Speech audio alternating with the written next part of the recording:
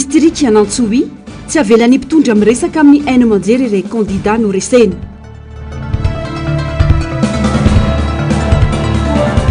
Fanendrena Premier Ministre fandanian'andro fotsiny tsy hamany olan'ny vahoaka.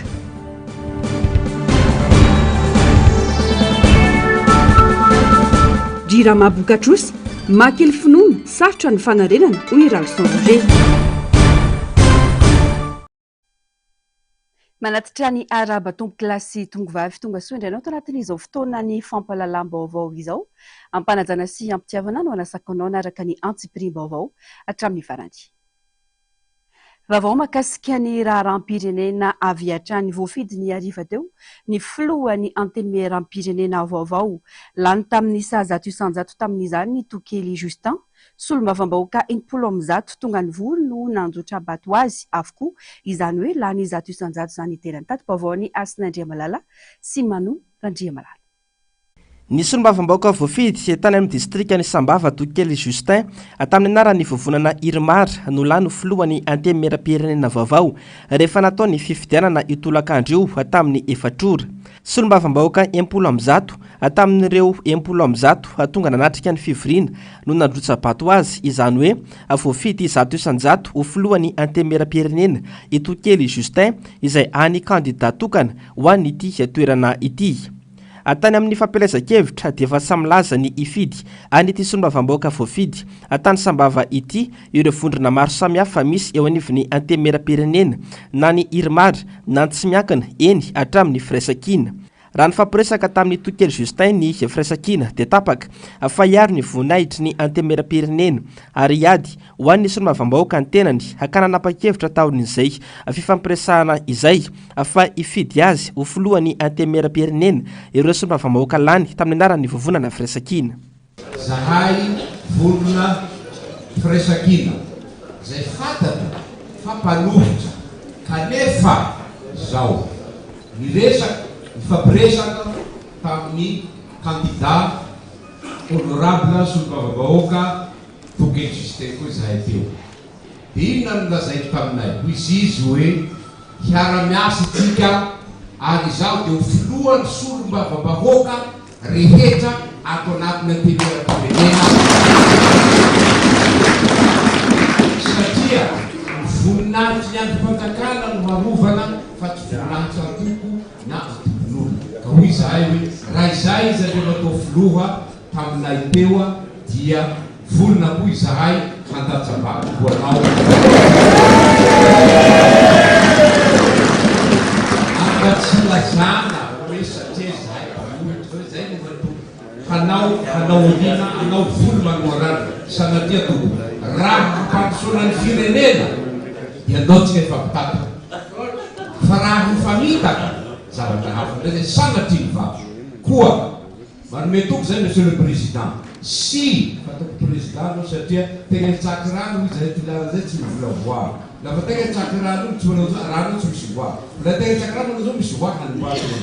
ka io no fa président ny fatako président monsieur le président fa izao raha mivatonao zany tsy mahazo 163 tsy zay firaisan-kina zay Nanome toky ireo solombavam-bahoaka namany moa i Tokely Justin fa hiady ho an'ireo solombavam-bahoaka mba ho tena afaka anao ny asany araka ny voalazan'ny lalàna indrindra fa ny fahalalahana maneho hevitra. Isorako anareo izaho teo satria noho ianareo no natongavo président de l'Assemblée nationale amin'izao.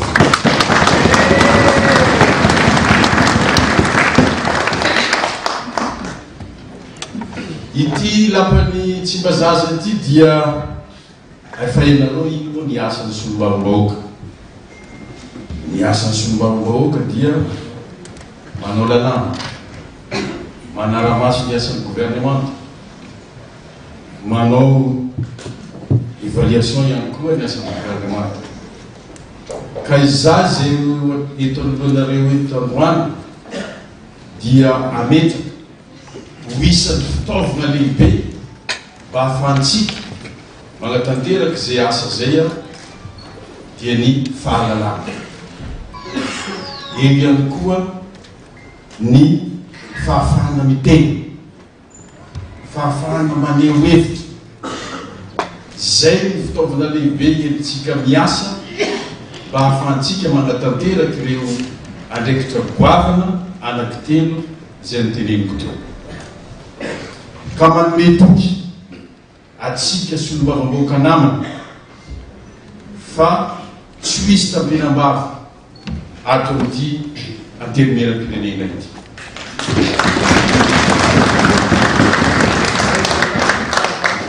tsy misy ihany koa atao zany kalafy na dia avy amin'ny antoko inona anao na avy amin'ny vondrona antoko inona dia tsy misy député ambony tsy misy député ambany fa mitovy atsika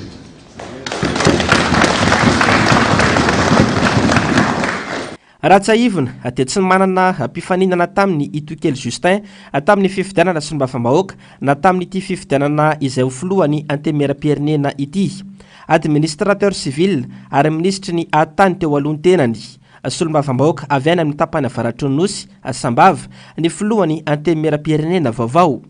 arak'izany mety ho sarotsarotra ho an'ny tsay Kristian izany avy any amin'ny faritra anosiny ihany koa ny mety iverena no prime ministre lehibe ny gouvernemanta raha toka ampiatra ny antsoina hoe équilibre régional ny filoham-pirenena hoy ny mpandinika ny raha-pirenena hoy teo araka izany ny toy ny fandalinana izay Varantsika eo ny vaovao mirakitra ny zava-nitranga teny amin'ny antenemeram-pirenena teny androany rehefa vonona ny sary fahaizao kosa toizantsika ny fampalalam-baovao mahakasika ny raharaham-pirenena sy ny politika izay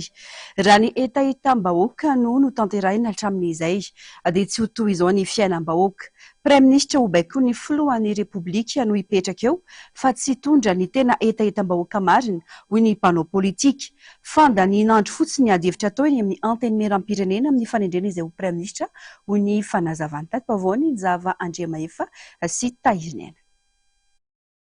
Tena natateraka tokoa ny etaetam-bahoaka ve sa amaly ny etaetan'ny filohan'ny Repoblika izay ho Prime Ministre sy ireo mpikambana eo anivon'ny gouvernemanta vaovao hitsangana eo.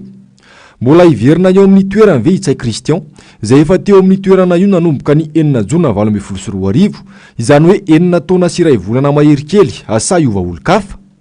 fa nytanina petraka ny mpanara-baovao izany ankehitriny raha ny lalam-panorenana ao anatin'ny 1450 dia ireo solombavambahoaka avy amin'ny antoko na vondrona manana maro anisa eo anivon'ny antenemeram-pirenena no manolotra ny anaran'olona izay heveriny fa mahavita sy mahasahana ny andraikitra maha-prime ministre izay tokony ho tendreny ny filoham-pirenena atoato. Ho an'ny mpanaraka raharaham-pirenena fomba fanao politika ary fandanim-potoana fotsiny izany fa ny filohan'ny Repoblika ihany no tena ao ambadika fanendrena ny prime ministre io ny fanazavana. Na iza no izany no voatendreo dia tsy olona tena hitondra ny etaetam-bahoaka fa olona hitondra sy anatanteraka ny etaetan'ny filohan'ny Repoblika. Ireo mamaly azy hatramin'izao tsika miteny zao raha ny etaetam-bahoaka ny tanterahana hatramin'izay ve ohatr'izao ny firenena fa hatramin'izay zany zay ho prime ministre na izy ny iverina na izy vao tonga eo dia tsy maintsy mazava loatra fa ho bakiony ny président ny Repoblika mieto tsisy régime parlementaire zany eto raha marina zany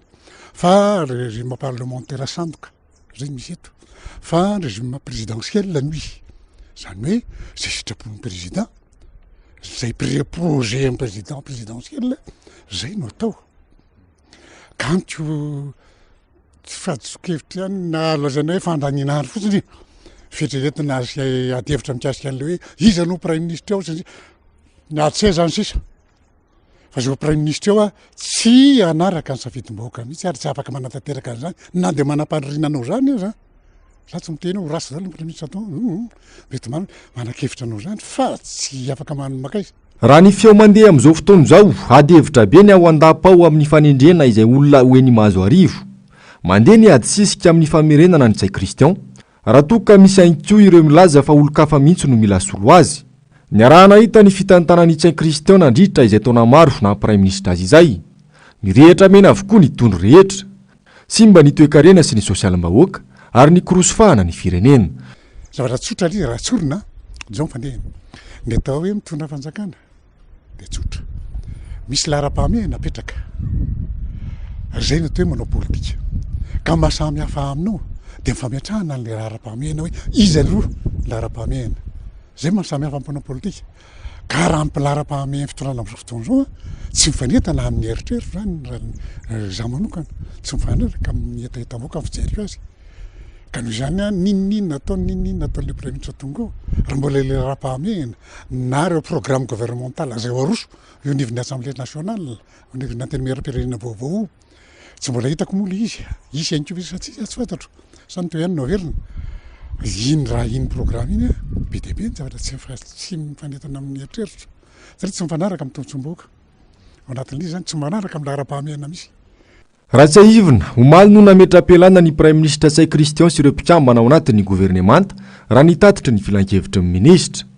ireo mpikambana ao anatin'ny gouvernemanta nametra-pialana kosa no miandraikitra ny fampandehanan-draharaha amin'ny andavanandro mandra-panendra ny gouvernemanta vaovao pejiny toekarena kosa indray vomaika itoy ary tsisy vahaolana mihitsy ny resaka délestage raha nitrosa mavesatra baben'ny orinasa jiramaminy izao no jerena hoy ny mpahay fitantanana Ralson Roger mila fanarenana ifotony mihitsy ity kompani pitanterana kompani pirenena misahana ny jiro sy rano ity hoy ny nambarany tsy vahaolana ihany koa raha ny fanazavana ihany ny fanoloana isaky ny mihetsika ny tale jeneraly ny orinasa jirama Zavandriamaefa Paiziny Anadrany mitetana 500 miliara ariary ny trosa ny jirama amin'izao fotoana izao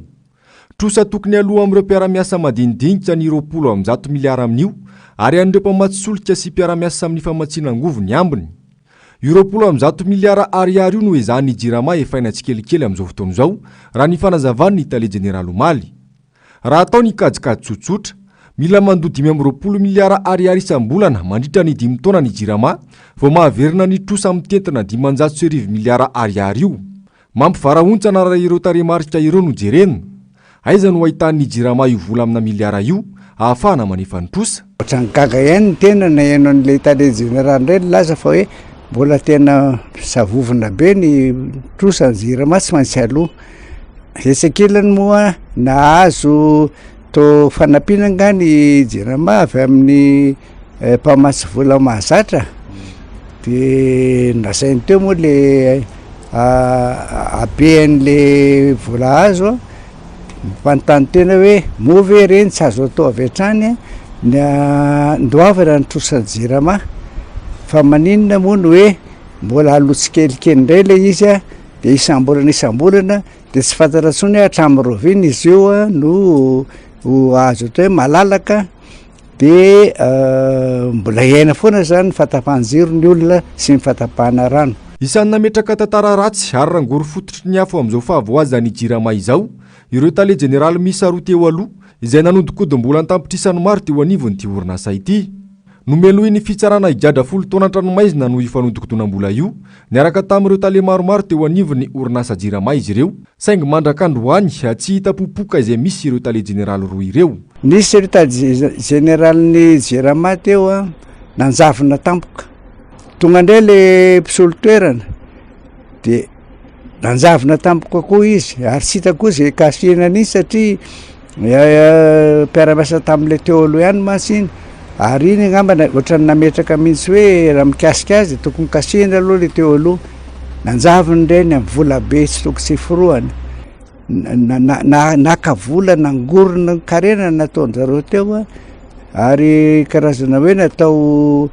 gabraraka mihitsy ny vola tao amin'ny jirama tao ka izany zavatra zany zany ohatrany hoe mampirisika zany ny olona zay mena ndraikitra anao tsy tokony atao satria tsy entitra mihitsy zany le fanasaziana atao misy zany azo saziana fa misy tsy azo saziana mihitsy na izany aza ho ihany ity mpahay fitantanana ity tsy hitondra vahaolana eo anivon'ny orinasa jirama ny fametrahana tale jeneraly vahiny toy izao vao maika aza hiteraka tsy filaminana satria tsy mahafantatra ny tena zava-misy marina eto amintsika ny fitantanana anaty mihitsy no mila fanarenana fa raha io tale jeneraly vahiny io tsy avaolana io satria indrindrindrindra moa tsy fantany tena zava-misy maneto Madagasikara hoe réalité malagasy moa zany de lasa izy zany zao vao mianatra izy zao hoe inona marina ny eto ahoana marina de zay manolo-saina azy zao a engany mba olona sy anolo-saina mandainga fa anolo-saina tena milaza marina fa makely finoana ihany na hoe tena anolo-saina ho any amin'ny tena aona zany fahombiaza raha zareo reo fa minona reo fa be de be zatra misakany izy miteny anglisy tsy mahay teny frantsay kory aveo ny mpiasa etinao nefa zato isan-jato malagasy zavatra kototobe ne zany de zay le fotom-pisainana mbola hoe voazanaka néocolonialisme tsy afaka mihitsy io amin'ny ty fitondrany tika zay mametraka zany hoe tsy vahaolana io fa tena vahaolana mihitsy de fiovanatra ny fotony mihitsy jirama ny mampalahelo dia ny vahoaka ihany no mizaka ny tsy faiza mitantana sy ny kajikajy maloto ataon'ireo mpitantana eo anivony orinasa jirama sy ireo mpitondra tokony isy ny fanadihadiana lalina ataon'ny fitsarana miady amin'ny kolokolo eto Madagasikara satria midangana foana ny faktura alaina amin'ny mpanjifa isam-bolana kanefa ny mahagaga dia tsy mety tafarina fa vovamaika bokatrosa be tahaka izao ihany ny jirama. Misy zavatra tsy mazava ao ho ihany Ralson Rosé izay mpampianatra sady mpahay fitantanana. Fatahorin'ny fifidianana ny filohan'ny antenimieram-pirenena dia tafatsangana ihany koa ny Bromart toy izao ny mahakasika izay. Filoha lefitry ny antenimieram-pirenena faritany Antananarivo Augustin Andriamananoro, filoha lefitra Toliara Tinoka Roberto, Fianaratsoa Famondraza Aingo Louisette, Toamasina Narimamy Irma, Antsiranana Mamangy Norbert Mahajanga, Soafilira Pransia, Rampitso Zoma Rombifolo Jona maraina ny fifidianana izay ho filohan'ny Vomiera ary Rampitso Ariva kosa ny lanonana famaranana araka ny fampitam-baovao. Fa eto Antananarivo ary nivoaka tamin'ny fanginany ny kandidaty tsy miankina tany Antsohi nivoaka mpandresy tamin'ny voka-pifidianana Vonjomaika navoaka ny Seni kanefa ninina noresena tamin'ny fifidianana solombavamboaka faranteo rehefa nivoaka ny valim-pifidianana ofisialy navoaka ny HCC tsy avelany mpitondra fanjakana any an-toerana iresaka amin'ny haino-manjery any an-toerana ny tenany raha ny fanamafisana nataony. Asin'Andriamalala Manora Andriamalala no mitatitra ny Antsipirim-baovao.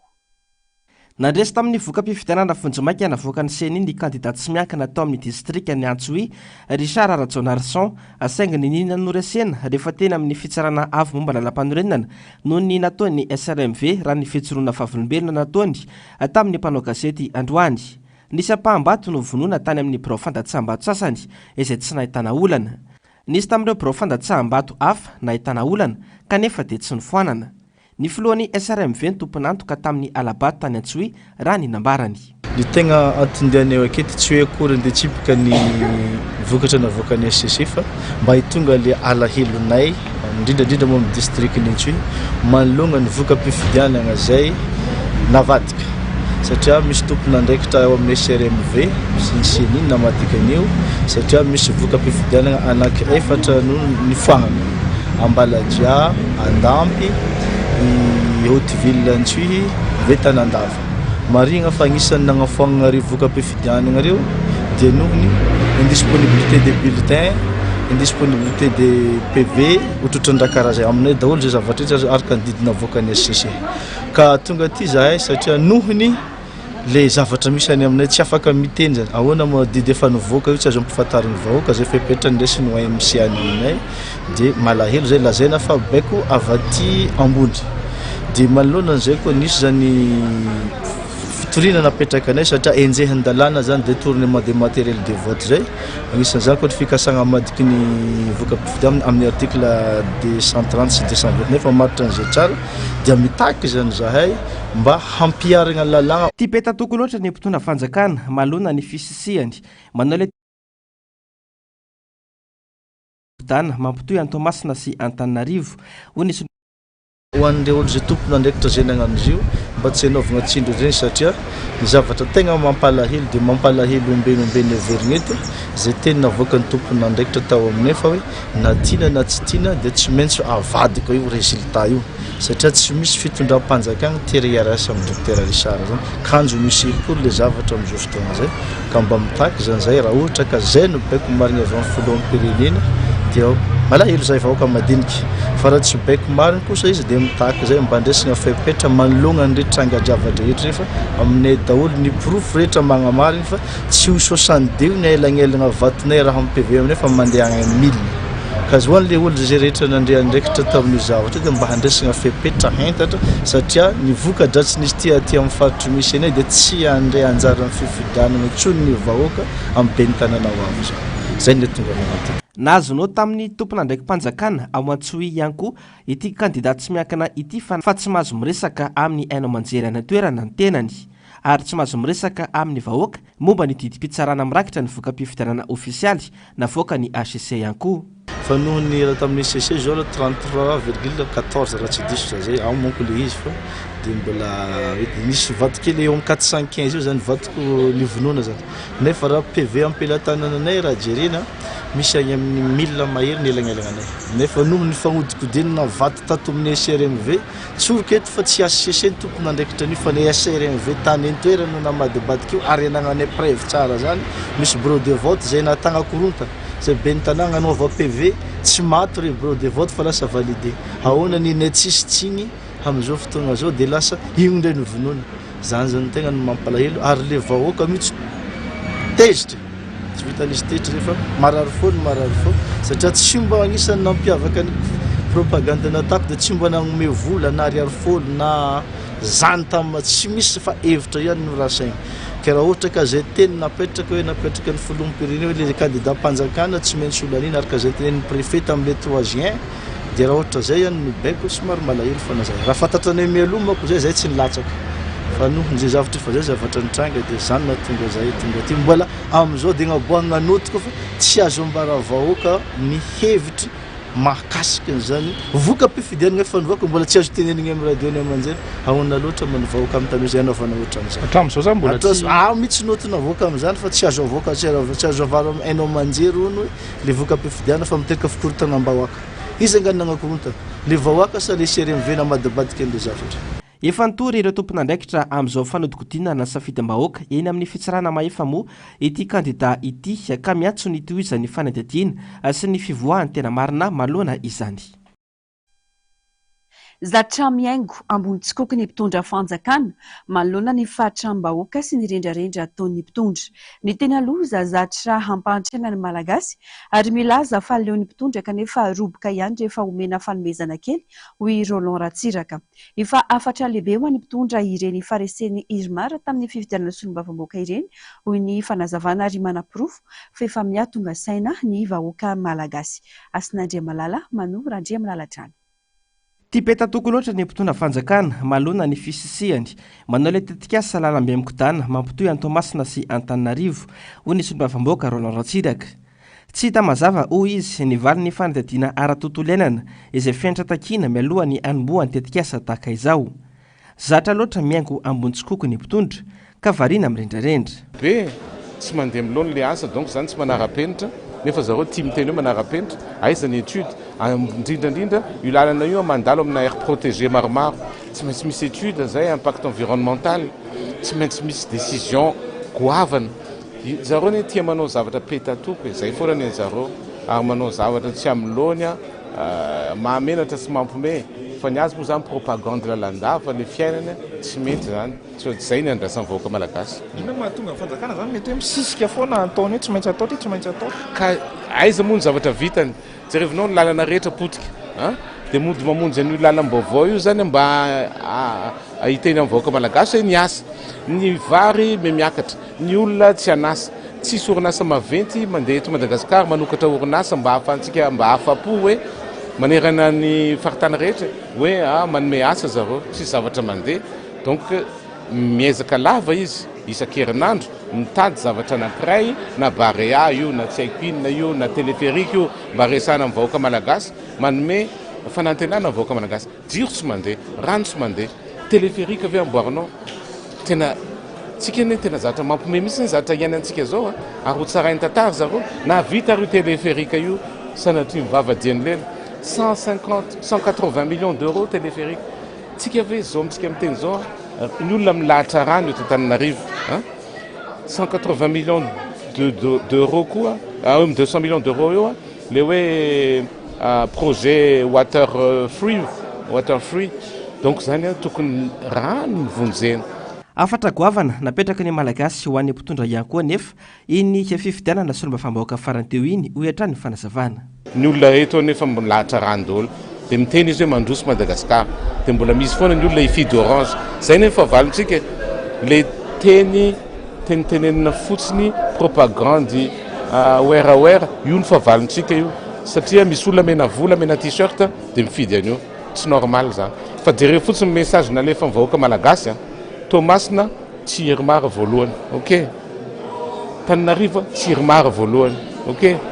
Antsiranana Tsirimara voalohany, Mahajanga Tsirimara voalohany. Io message ngeza indrindra nalefa mivahoaka malagasy. Lafim-baovao hafa kosa indray ny tsy fahasahina mitoroka ireo trangana kolikoly no antony iray mbola mampahazovana ny fanaovana kolikoly eto Madagasikara. Mbola tsy tafapetraka ny lalàna miaro ireo mpisintona lakolosy sy mpiaro ny zon'olombelona hoy ny fanazavana ka antony mahatonga izany. Tokony havela malalaka ihany koa ny fahazom-baovao eny anivon'ireo sampan-draharaha sy ministera isan-tsokajiny ahafahana mitsirika sy manara-maso ireo mikasa hanao kolikoly. Njava Andriamaefa sy Taiznia. Ananantsika avokoa ireo rafitra fototra iadina amin'ny kolikoly na ny lalàna sy ny paikady rehetra. Ny zava-misy anefa mbola tsy mandroso isika amin'ny ady amin'ny kolikoly raha ny laharana sy ny naoty azon'ny Madagasikara farany no jerena. Samy mahafantatra ny fisian'io kolikoly io avokoa ny rafim-panjakana sy ny sehatra misy eto amintsika, saingy olana ny tsy fahasahina mitoroka satria mbola tsy tafapetraka ny lalàna momba ny fiarovana ireo mpisintona lakolosy ary ny mpiaro ny zon'olombelona. Dia matahotra ny olona mety antsonjay mahazo azy sy mety mahazo ny fianakaviany satria indraindray tena mila mandany vola betsaka ny fiarovana ny mpanao tatitra sy ny mpitoroka ohatra ny mparitona lakolosy reny zany satria rehefa aveo rehefa misy mitory izy ohatra amin'ny fitoroana izay ataony dia tsy maintsy aka mpisolo vava tsy maintsy andehany amin'ireo fitsarana matetika izay mitaky vola akoatra ny mety fandrahonana izay mahazo azy zany amin'ny fiaindavanandro. Paikady iray ahafahana mamongotra ny kolikoly koa ny fampiarana ny lalàna ahafahana mahazo ny antotam-baovao ankalalana eny anivon'ireo sampan-draharaha samihafa na ny loi sur l'accès à l'information mba azahoana mitsirika sy mahazo vaovao ho an'ireo mikasa hanao kolikoly indrindra ny fampiasam-bola sy ny resaka tsenam-barom-panjakana. Sia rehefa mipetraka ireny lalàna ireny indrindrandrindra amin'ny resaka antotam-pahalalana momba ny fampiasam-bola sy ny resaka tatitra-bola sy ny fampiasana ny fananana dia moramora ho an'ny fikambahana ohatra ny firaisamonim-pirenena ny manao an'ireo fitsirihana isan-karazany ka mamoaka ohatra ny hoe aiza ny misy tsenam-barotra mety hisy fofofofona sy kolikoly ao ambadika an'izay ka tokony hanairana an'ireo tompona andraikitra izay sahaza ahafahana mitady vahaolana aingana mba tsy ho tanteraka ilay tsenam-barotra mety misy fofofofona. No marihana androany ny andro iadina amin'ny kolikoly ho an'ny kontinanta afrikanina isan'ireo firenena miara-mamindra amin'izany i Madagasikara. Lohahevitra niraisana ny hoe ahoana ny fomba hiarovana ireo mpisintona lakolosy izay fitaovana iray lehibe ahafahana miady amin'ny kolikoly. Nisy androany ny famelabelan-kevitra sy ny fifampitoniana andatabatra boribory nataon'ireo rafitra maro isan-karazany misehatra amin'ny ady amin'ny kolikoly eto amin'ny firenena tetsy anosy. Pejy fampianarana kosa indray 7,740 sy R1 sy R2 ireo mpiadina hiatrika ny fanadina-mpanjakana baccalauréat amin'ny titom-pianarana 13,22 4,22 ity raha nantotanisa avy ao anivon'ny ministera ny fampianarana ambony sy ny fikarohana ara-tsiansa. Ny 7,720 isanjato amin'ny mpiadina dia nisafidy ny série littéraire izany hoe mpiadina 900 sy 2,5 sy R1. Misa 3,70 sy 700 sy 3,400 kosa ireo nisafidy ny sokajy siantifika. Ny 9,70 sy 100 sy R1 amin'ireo no amin'ny sokajy organisation société économie na ny OZ. Raha ny tety andro mpampianarana anomboka ny alatsinainy 20 jolay izao ny fanadina-mpanjakana baccalauréat sampanankapobeny sy ny tapany voalohany ho an'ny sokajy teknika sy teknôlôjia ny professionnel. Ito ny herinandro fa 17 jolay izany ho an'ny tapany faharoa sokajy teknika ka tsy farana raha tsy ny 2 aogositra 2022.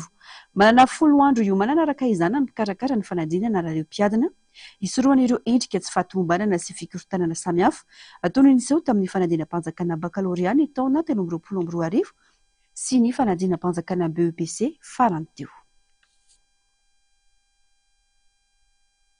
Maresaka avy any ivelany kosa indray mpandeha an-tsambo miisa 3 no niara ny fanafian-jola misarotava teny akaiky ny morontsiraka libianina. Niteraka savorovory teo amin'ireo mpandeha izany ary maro no nianjera atao anaty rano. Tonga namonjy azy ireo ara-potoana ny avy eo anivy ny sampana mpamonjy voina ny fikambanana tsy miankina SOS Méditerranée. Fanadady.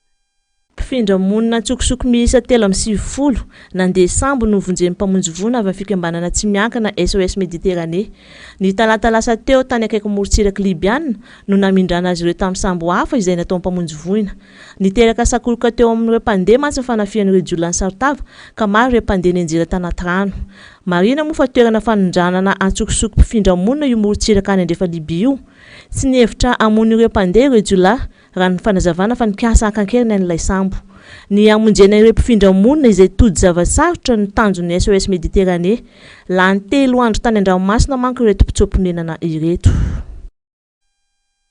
Iny vaovao avy any ivelany eny ihany koa no manakatona ny fampahalalam-baovao amin'ity anio ity. Magasitraka anao tombokilasy tongovavy tsy nisaraka taminay hatramin'ny farany tony mazatra ny fandarana Global News no arahinao vetrany aorian'izao fampahalalam-baovao izao. Ny tenako kosa mametraka ny mandrapitafa ho amin'ny rampitso indray tombokilasy tongovavy.